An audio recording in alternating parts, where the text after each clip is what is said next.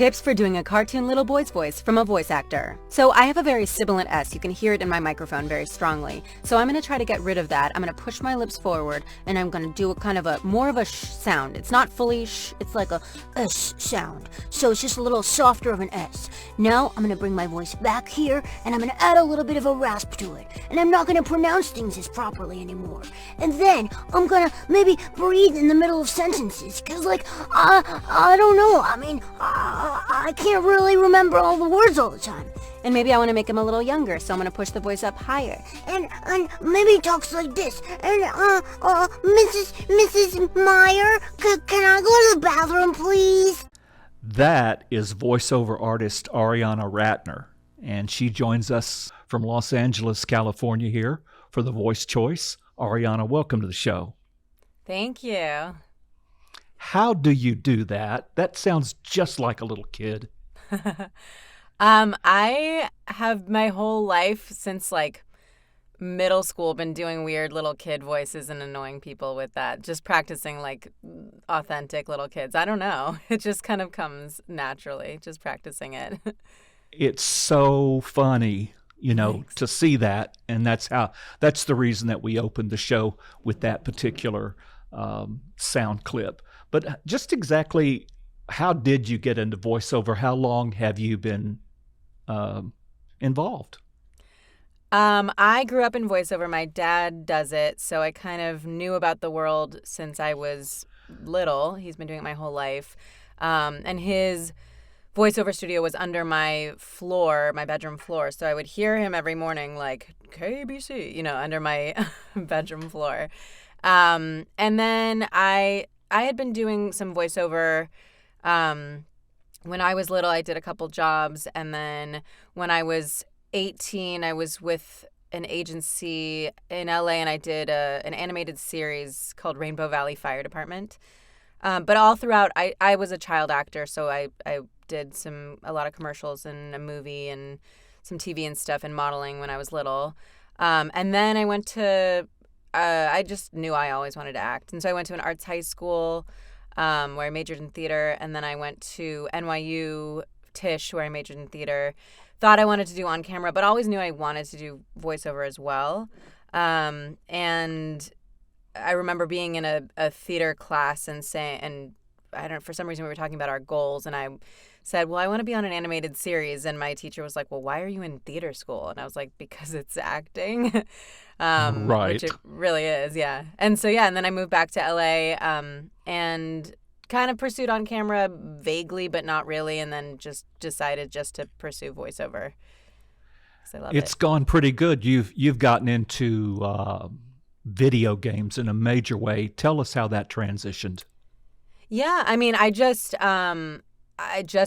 perseverance. I mean, I've been pursuing since college, pursuing it, I think like 14, 15 years or something. And it just, I had a side job for a long time working in retail. I think it takes a long time. I think Jack Nicholson, it took like 8 or 9 years. I think it takes that long. Obviously, there's people who are very lucky and it happens very fast. But it definitely took a long time to build up the relationships and, have game companies and casting directors get to know who I was. And have people get to know who I was separate from my dad, because obviously people think, oh, her dad is in voiceover, she's got nepotism. And obviously in voiceover, you don't get cast unless you get cast because they want to cast you. It's not like on camera where you could, be in a movie because you're so-and-so's son or daughter. We're going to take a look at some audio now. This will be Brashaza in the Lost Ark video game. Let's take a look. It's you. The one who killed Kakul Sedan and Voltan, keeper of the Ark. I can feel your doubt. It clouds your soul.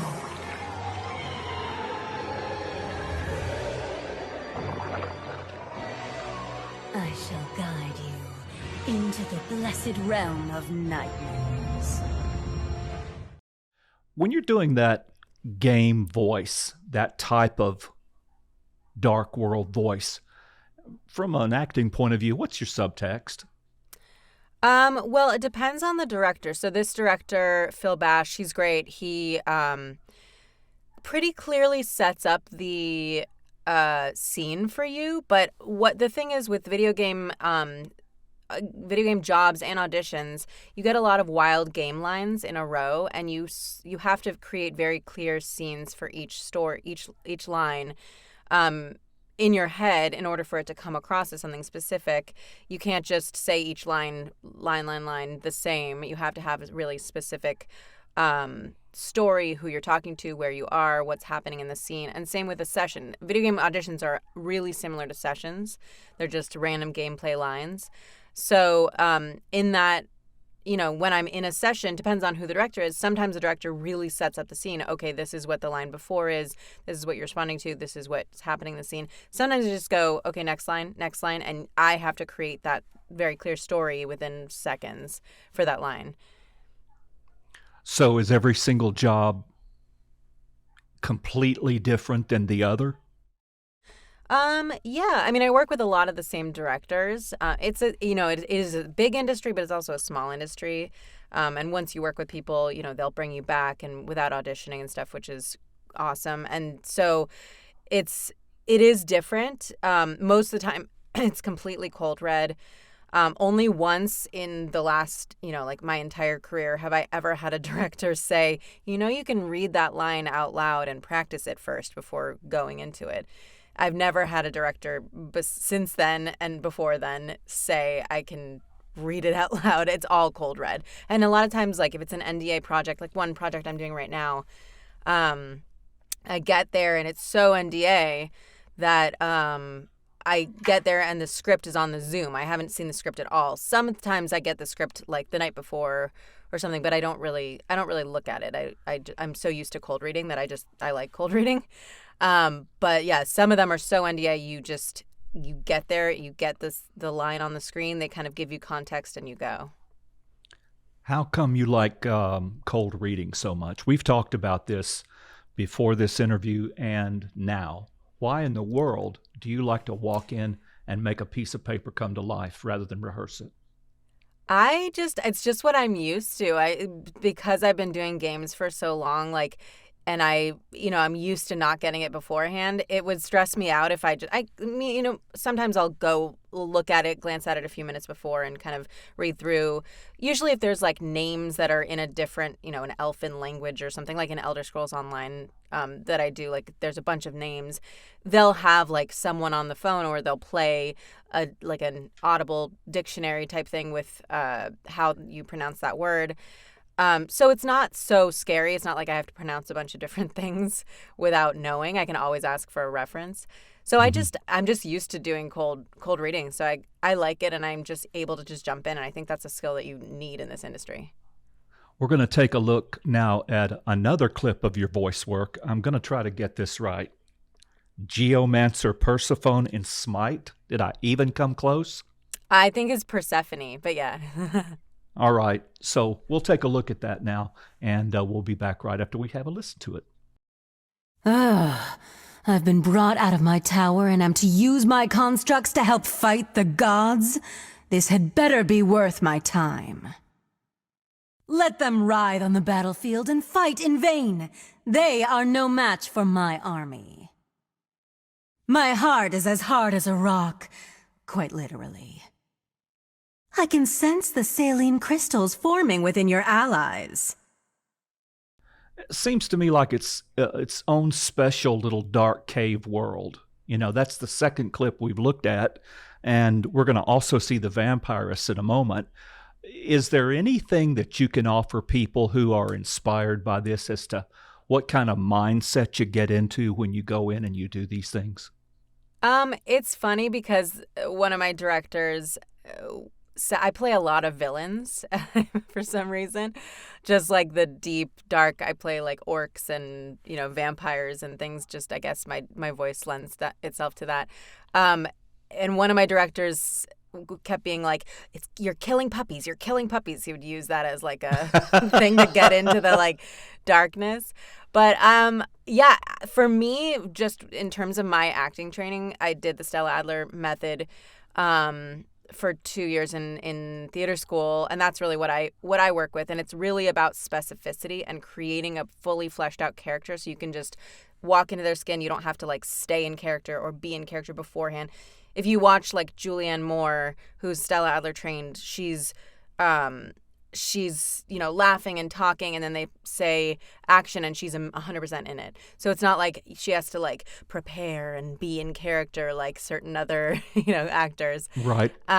You can just jump in because you know your character so clearly and so well.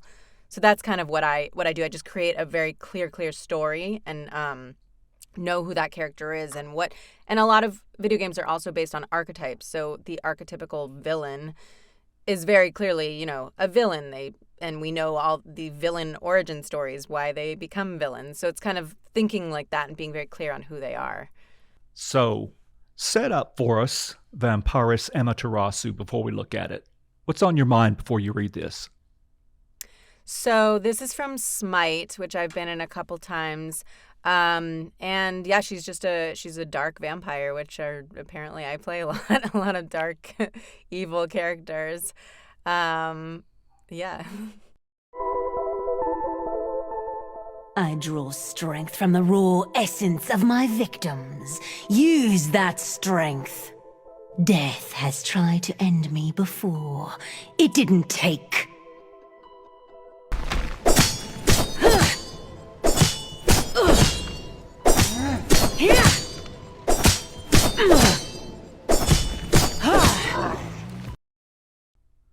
So it's its own special type of voice. This is clear to me. These dark voices, it just seems to all have a certain kind of dark bond, correct?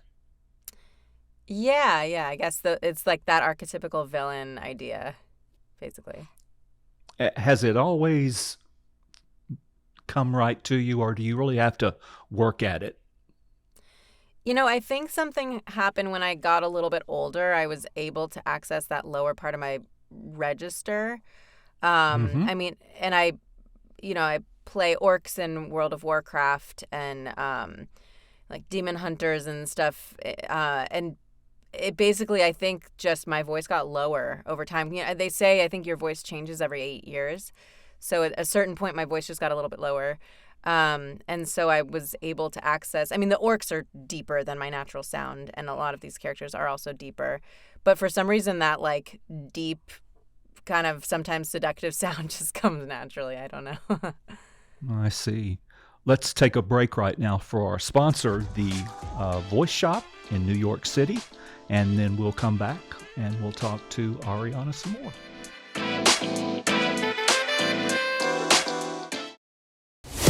The Voice Shop is a proud sponsor of the Voice Choice Vodcast, where you get to see and hear the inspirational talent behind the microphone. Shift your voice into high gear with professional training and coaching at The Voice Shop. You can save $20 off any purchase with promo code CHOICE at checkout. Visit us at voiceshopcoaching.com.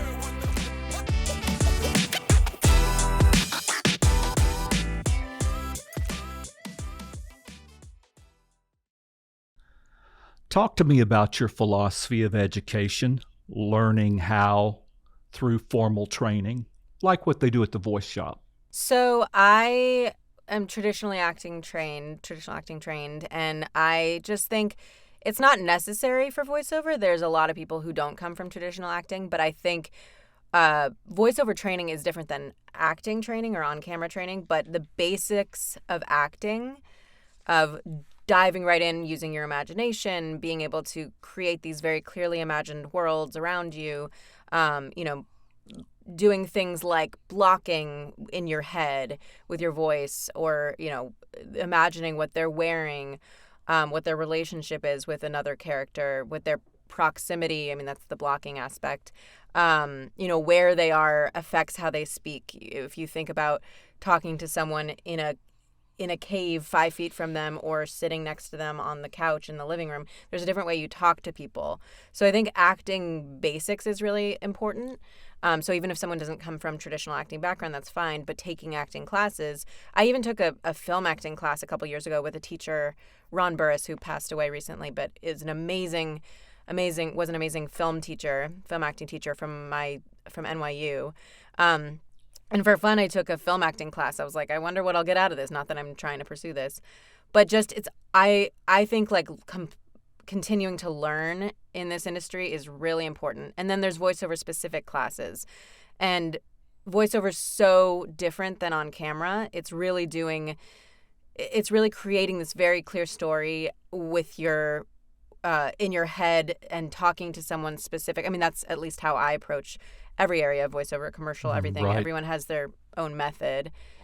But yeah, I think training is really, really important. And a lot of people, I get messages from people saying, I want to get into voiceover. People have told me I have a great voice. And I'm like, well, do you love acting? Are you committed to this? Because it's not easy and you don't make money fast. And they're like, well, I don't really want to, I want to do the part of voiceover that's not acting. And it's like all of voiceover is acting, even promo, even, narration, everything is acting to me, because you have to create a story and be telling a story and talking to someone. Let's take a break now for our sponsor, Shure, and we'll be back with Arianna Ratner right after we both watch this.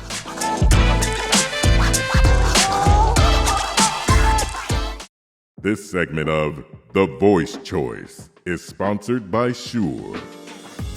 And this is the voice of God. Actually, I'm not God at all. I'm Eric Holloway, a voice actor. And when I want to sound my very best, I depend on Shure microphone. It delivers the sound I want.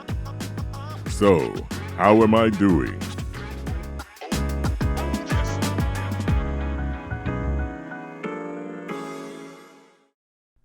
So for the young age that you are, you've been around the block. You've had a lot of experience. How young were you when you started? Weren't you a little girl?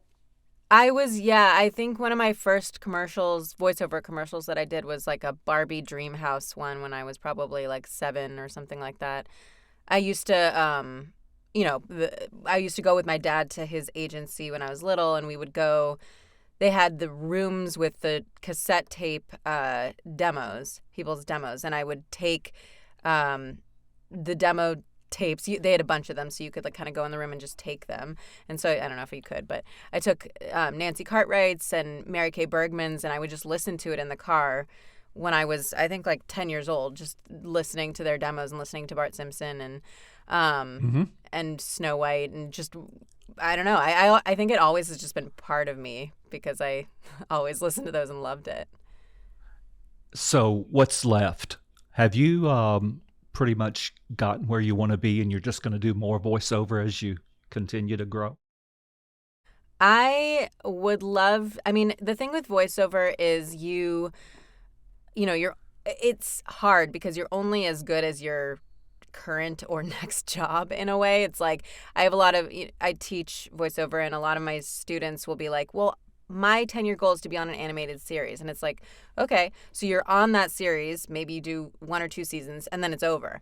So your goal should really be, I think it's really great to speak your goals out loud, but your goal should be to be a working actor. So for me, I'm not at the place I want to be. I would love to be making millions of dollars, but and doing what I love. But I would love to be. I have potentially have this animated series on a major network in the works. We'll see what happens with that. I have a couple really awesome games that I've been doing this year, and just continuing to be a working actor. I think that's like the only thing I can ask for is just to be working. Obviously it's nice to hit it big with a game that has a big fan base because it helps work procures work kind of. Always helps. Yeah. So yeah, I don't think I'm at the place where I'm satisfied, but even I have friends who are playing major, characters in Disney, and they're not satisfied. You can never be fully satisfied, otherwise you'll never continue to pursue work in this industry. So would you be willing to take a shot right now at that baby thing for us before we finish up? Sure. Doing baby sounds? Yeah, I'd like. They have not seen what you can do, so just take it away. Just give it to us, whatever you'd like to offer. Okay, sure. I play the babies in The Sims 4, so this is the baby cries. Hopefully, it's not too loud. Okay. turn my game down a little bit.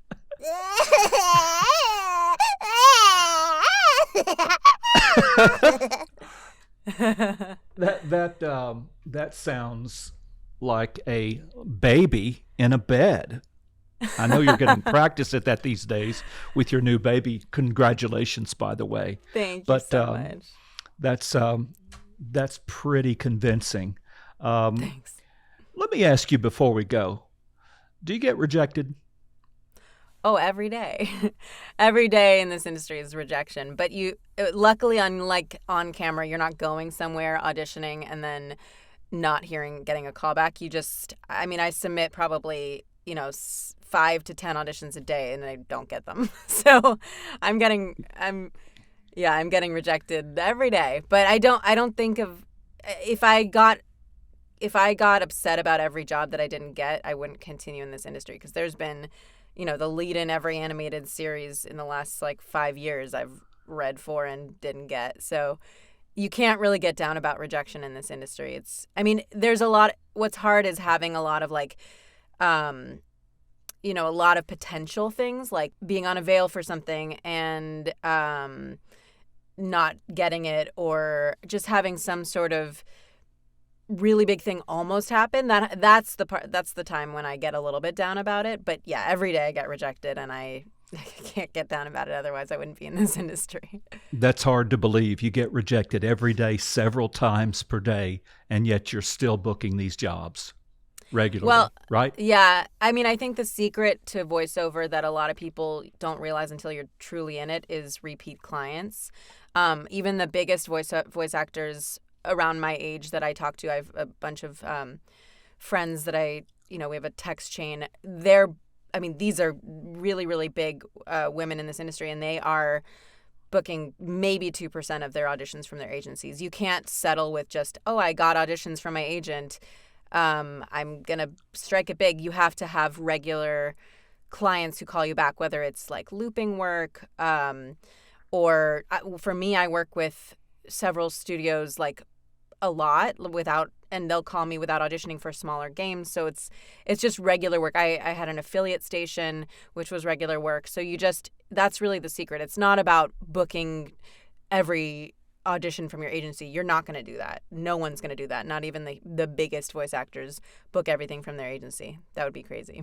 That's an amazing story, to be able to take that much rejection, put out that much audition daily, accept the rejection, and still hold this in the road.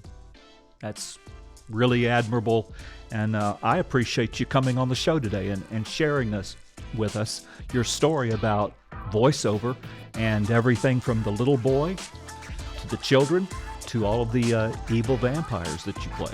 Thank you so much, Arianna. Thank you so much. Okay, we'll see you next time. See you next time.